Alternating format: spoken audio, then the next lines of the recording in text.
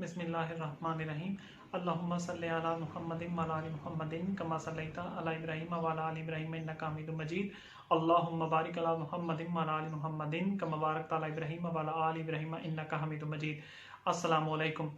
Sometimes बाज़-औक़ात जब आप अपनी प्रॉपर्टी किसी को फ़रोख्त कर रहे होते हैं तो आपको कुछ अहम कानूनी मसाइल का सामना करना पड़ जाता है। फॉर एग्ज़ाम्पल लेट्स सपोज़ हम फ़र्ज़ करते हैं कि आपने अपनी प्रॉपर्टी किसी को बज़रिया अग्रीमेंट टू सेल बज़रिया करारनामा मुआहिदा बै फ़रोख्त की और उस करारनामा मुआहिदा बै की रोशनी में आपको बयाना अदा कर दिया गया और बकिया सेल प्राइस बकिया नज़र समन की अदायगी के लिए आपसे कुछ मोहलत की सदा की गई। तो कोई स्पेसिफाइड पीरियड जो है कोई टारगेट डेट जो है वो सेटल्ड की गई बकिया ज़र समन की अदायगी के लिए। अब होता यह है कि बाज़-औक़ात इस तरह हो जाता है कि जो परचेज़र है जो वेंडी है जो कि वेंडर से जिसने एग्रीमेंट टू सेल तय किया अकरारनामा मुआहिदा तय किया वो दानिस्ता तौर पर इंटेंशनली डेलिबरेटली जो बकिया सेल प्राइस है वो वेंडर को अदा नहीं करता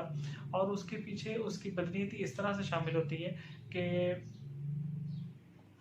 या तो वो इन्वेस्टर होता है और आपके साथ इकरारनामा मुआहिदा तय करने के बाद आपसे प्रॉपर्टी की ख़रीद का सौदा तय करने के बाद मार्केट में कुछ दीगर कस्टमर सर्च आउट कर रहा होता है लाइक वो अगर उसने आपके साथ प्रॉपर्टी की ख़रीद का सौदा 5 लाख रुपए में तय किया उस इकरारनामा मुआहिदा की रोशनी में, लेकिन वो बिहाइंड द सीन उस इकरारनामा मुआहिदा की आड़ में मार्केट में कोई दीगर कस्टमर ढूंढ रहा होता है कि उसको 5 लाख रुपए से जो उसको जायद रकम अदा कर सके, डबल अदा कर सके, जितनी भी अदा कर सके उस 5 लाख रुपए की रकम जो कि आपकी उसके साथ सेटल हुई उससे जायद अदा कर सके। अब इस सिलसिला में वो स्पेसिफाइड पीरियड के दौरान अगर उसको कस्टमर नहीं मिलता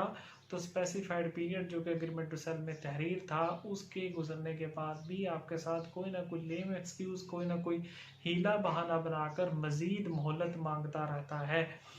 तो ऐसी सूरत हाल में जब आपने अपनी को प्रॉपर्टी अपनी किसी माली ज़रूरत के तहत किसी फाइनेंशियल नीड के तहत फ़रोख्त की हो या फ़रोख्त करने का सौदा किया हुआ हो तो और आपको बकिया सेल प्राइस बकिया ज़र समन की वसूली ना हो रही हो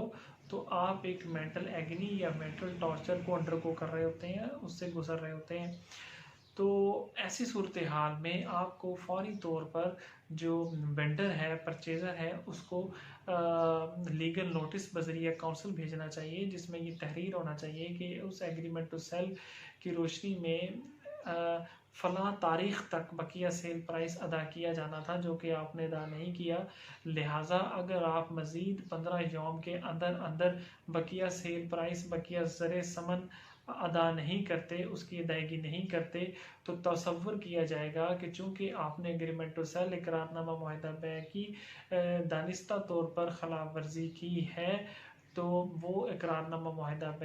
मनसूख तस्वर किया जाएगा और आपकी तरफ से अदा करदा बयाना